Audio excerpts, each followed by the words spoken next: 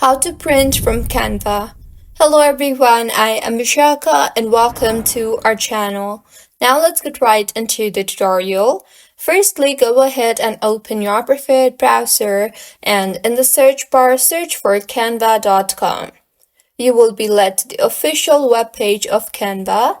Now go ahead and open the design that you want to print and you will see the share button on the top right of your screen. Tap on the download option there and further tap on the file type drop down and select the PDF print option and further tap on the download button.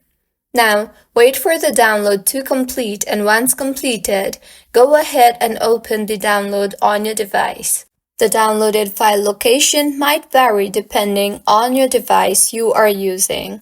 Once you have opened the download, tap on the file option on the top of your screen and you will further see the option for print at the bottom. Tap on that and in the pop-up window that appears, make the necessary changes and select your printer and tap on the print button and with this the design will be printed.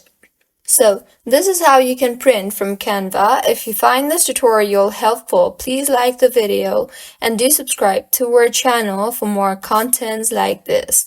Thank you for staying with us until the end.